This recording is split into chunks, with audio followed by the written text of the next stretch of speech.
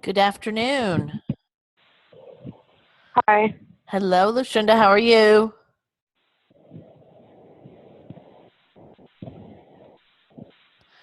And who else do we have here? Hello. Who's our second person who's here with us? This is Brittany. Hi, Brittany. How are you? Good. How are you? Good. All right. So the phone number worked for you. This time it did. Good. All right. Okay. We are going to go ahead and take a look at some items from week number 2 of our class. And you guys have already started doing some work. Let's see. I can share my screen. There we go. In the discussion boards. So let's go ahead and take a look at those and make sure that everyone is on the same page, okay? Any questions from week number 1 before we get going into week number 2 issues? No, ma'am. No, ma'am. No? Okay. All right. Then in week number 2, of course, this is leadership class. So we're kind of sticking with that same idea for our first discussion question, which is, do you believe that the presence of a charismatic leader tends to enhance job satisfaction? Why or why not? And you can see already Milton, Jason, New, and Wanda have posted their main posts. And so I'm waiting for the rest of you to go ahead and get that posted up for today. And I think that, most people, when you start reading the different submissions, think that probably having a charismatic leader does tend to help people be more satisfied in their jobs, helps them to feel more like they're part of the organization. Have you guys ever worked for an organization where you just felt like they didn't care if you showed up or not? Yes, ma'am. Yeah, and that's and Lucinda, yes, no, Yes. yeah, and that's not a very good feeling, right? It doesn't make you excited at all to get up in the morning and go to work when it seems like the people who are running the show could care less if you are there or not. So I think when we have a charismatic leader, one of the best things they can do is try to help people feel like they belong to the organization and understand that what everyone is bringing to the job on a daily basis is something that's valued and is something that is necessary to make the whole entire organization successful. It's upsetting, when you hear people who are in management positions and they don't understand the effect that they can have on their employees on a daily basis. I tell people it doesn't always take a bunch of money to make people happy. Small things, recognition that they've done a good job, small items along the way usually can make people feel a lot better about what it is that they are doing. All right, I see somebody else has come in. Who else has joined us here? Milton. Hello, Hi, everybody. Milton. How are you? Hello. Happy belated birthday. Yes, Thank you. happy belated birthday, Milton. Thank you. Okay, so we are talking about the first discussion board and the fact that most people seem to be finding that having a charismatic leader is a good thing when it comes to um, motivating people to do the best job that they possibly can. All right, so then if we go into our second discussion board, which is due on Friday. And this is an interesting one. These, when we put you into these ethical dilemmas where you have to make up your mind what you would be willing to do or not do. This one says, would you be willing to accept a smaller salary increase or a smaller bonus so that your employer could invest in a socially responsible cause, such as providing shelter for homeless people or internet access for poor children? So Wanda has put her 2 cents in already with her main post. They are due for Friday, and I think this is a kind of a tough one. I think you'll find some people who would say yes, they're willing to do that, and others who may say no, I don't want it taken out of my salary. But that doesn't mean that these people aren't giving of their own time and energy and money to help people. So I guess the idea is, are you willing to have it taken out of your salary, or are you would you be more comfortable with taking some money on your own and being philanthropic in a way that makes you comfortable? I know when I worked for a big insurance company once, one of the deductions that they would make out of our paychecks on a weekly basis, if we wanted, was a donation to the United Way. And it worked out well. I liked it because basically what it did is it allowed me to give to a good cause, but a little bit at a time. Sometimes when you get hit up with these things at the end of the year, and it always seems like a lot of these charitable organizations want to wait until the end of the year to ask for money, and while that's okay, really people who need help all year long. So, and sometimes at the end of the year, when you're facing taxes and the holidays and traveling and so many other things, it's hard to reach into your pocket and take any substantial amount out to give to a cause. So for me, it was easier to let it be taken as a payroll deduction out of my paycheck than it was to try to reach in. If you give a couple dollars at a time, at the end of the year, you've given a big amount, but it doesn't hurt as much coming out. So this is an opinion question. There's no right or wrong answer. I don't want everybody to feel pressured to write, oh yes, I absolutely would be willing to do this. You don't have to say yes, obviously. So don't feel pressured to put in there. If you see other people saying, oh, absolutely, I'm going to do it, don't feel pressured to follow the crowd. Give us an honest answer as to what you think about this idea. Okay. Then, obviously, you have a quiz that is due for the week. The live session we are working with right now. So that brings us to, oops, wrong. Maybe if I go to the right week, it would help. This is going to bring us to the week 2 assignment. Is anybody else having the problem that I'm having, which it seems like it should only be Tuesday, but it's already Wednesday? Yes. I love Yes, holiday ma'am. weekends, but they seem to throw us off. Okay. Discuss whether or not you subscribe to the notion that a leader must be natural born. Do you believe that someone without any leadership traits or skill can be taught and trained to be an effective leader? So again, this asks for opinion, but really your opinion should be based upon your thoughts and ideas, but also some research that you do. Now, last week in our paper, it asks us for 250 to 300 words.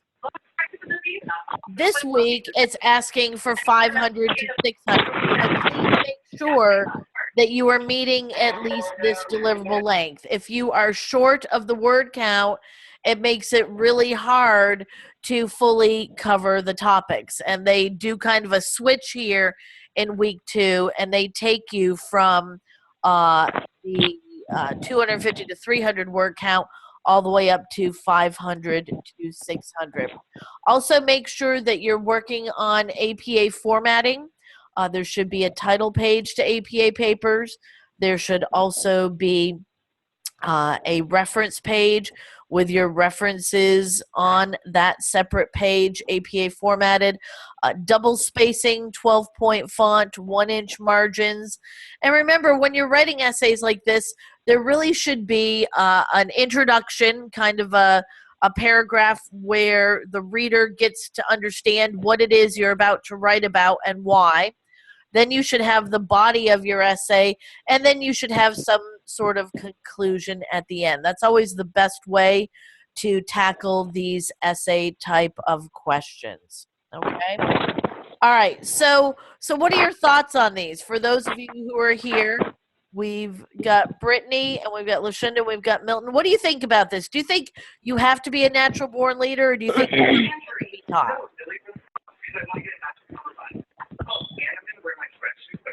Personally, I don't think you have to be born, only because what is the reason we're taking the classes that we're taking now?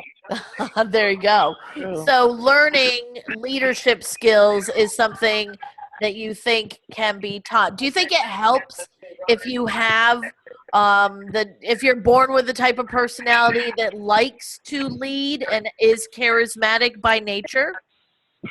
Yes, ma'am. What about Mhm.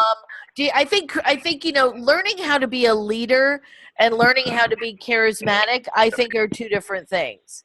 We're all born with our personality, and some of us are more dry, some of us are more humorous, some of us are naturally more comfortable speaking in front of people. But I'll give you an example. I think that learning to be more comfortable speaking and taking a leadership role is, I think, something that can come with age and experience. I remember when I was young, when I was in my early 20s, one of my biggest fears, which is a fear for a lot of people, is getting up and speaking in front of people.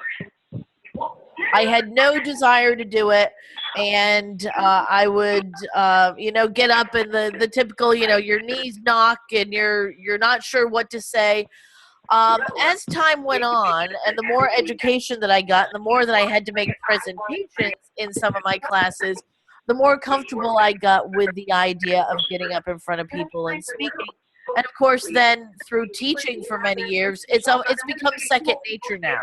And I look at people who say, "Oh, I'm really scared to get up and speak in front of people," and I say, "Well, that is something that can be taught. There's all kinds of clubs and classes you can take on public speaking." And I think as you get older and you get more comfortable with yourself and more comfortable with the topics, it becomes easier to be a speaker. Now, that doesn't mean that you're charismatic, though.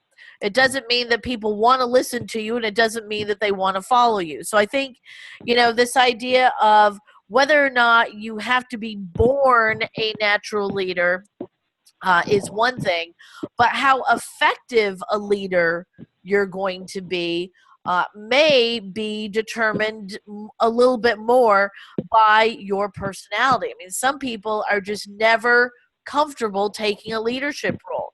Could they be taught how to do it? Absolutely. But if they're always uncomfortable with it, and if they don't particularly like it, I don't know about you, but when I don't particularly like something, I'm not necessarily really good at it.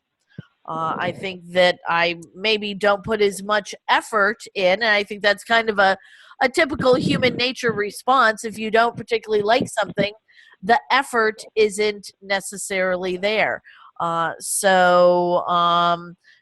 Think about the traits or skills that you think a person can be trained to do, and then think about the things that may be part of an effective leader, not just being a leader in name, that maybe you think might not be so much about learning, but maybe more about personality traits. Okay? All right. What other thoughts do we have on this? Milton, Lashunda, what are you thinking? I don't know. It's almost like singers, famous singers. Somebody like Michael Jackson. He's always said he's a shy person, but yet he can't come out there and perform. So some people have the ability to turn it on and turn it off when necessary. Exactly. Okay. All right. And and there are people out there who are naturally born hams, so to speak, right? I mean, you turn on the spotlight and suddenly they come alive. But in their everyday life, they're very quiet and unassuming. Do you think that is a trait that can lead to a leader? Someone who's, can turn it on and turn it off when they need to? Repeat that. I didn't understand it. I said, do you think that that's something that a trait that's good for a leader to have, being able to turn on and turn off that showmanship, so to speak?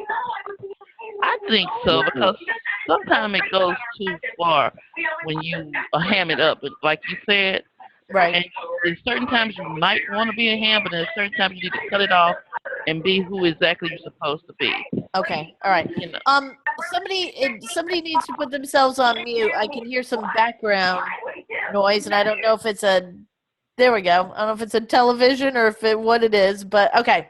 So sometimes you said, Lashunda, sometimes people can take it too far.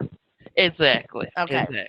What But if President Obama, when he came on the podium to make his address or whatever, he wasn't the serious, but he wants to ham it up and play around. People wouldn't accept him. What's the word? Wouldn't accept him in the right way, like what he's trying to state. People wouldn't understand. Or wouldn't okay, take and seriously. so I think maybe matching your mood and matching your approach to the situation, right? I mean, there are times when the topics that somebody's going to talk about are funny and humorous, and Yeah. then to be a little more of a ham and to laugh it up and to be able to relate to people and have fun is one thing. But then there are times when you have to be very serious, Exactly. you know, where the topics are of such a nature that if someone just came out and acted kind of blasé and whatever, people might look at it and say, hey, wait a second, why should we follow this person or listen to what they're saying? Because it can't be that serious a situation, because look, they can't even speak seriously about it. Yes. Okay. All right. Okay, good. Milton, anything you want to add here?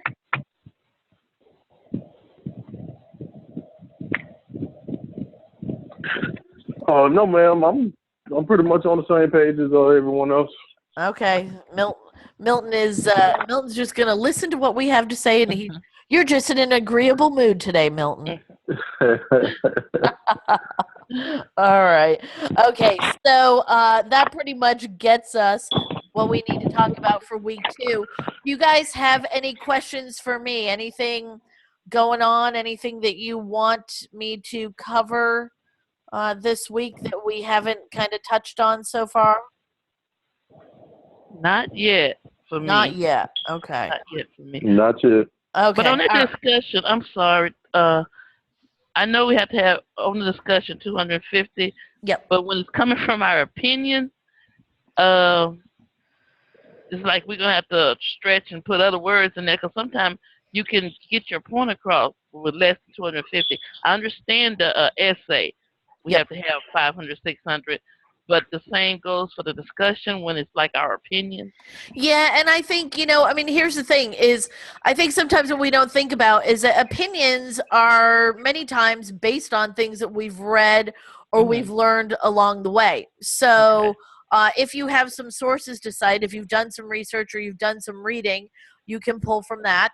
And if it's something that you've just learned along the way, describe and tell us about how it is that you got to the point of forming your opinion like this. Okay. And I think that will help you to get it out. It's funny. Sometimes when these opinion questions come up, people go 250 words. What's going to take me 1,000 words to really tell you what I think about the topic? And I think it depends on what the background is. But I think you probably should be able to get to that without too much of a problem. I haven't seen a problem so far out of people. So. All right. So this was week number 2. Again, we've had people who say, I can do nights, I can do days, I can do whichever, I can't do either. So we might try next week for week number 3. I don't know if we'll do another day, but I know when we get to week number 5, I'd like to do definitely, I think for 4 and 5, night sessions, early evenings, so that the people who haven't been able to come during the day could listen in, and especially when we start talking about the final exam information. So just kind of be on the lookout. I will post like I did yesterday. I'll try to figure out this weekend what my schedule looks like and get it posted up for you guys so that we can do this for week number 3. Are you still finding that these are helpful, the way that they've changed now to have these meetings? The live sessions, yes, I enjoy it. Okay, all right. Like I said, it's something that they did some years ago, and then they've kind of been back and forth with it, and last term, started it up again. So hopefully, there, some hints and tips along the way usually aren't such a bad thing. So, all right, I'm going to go ahead and close this out, turn it into our YouTube for those who were unable to attend live, and I will go in and post the points for the three of you who were here with me today, and we will keep moving on through week number 2. Okay. Okie doke. Thank you, ma'am. Thank you. All right. Have a great week. Take care. Oh, you too. You too. Thanks. Bye. Bye-bye.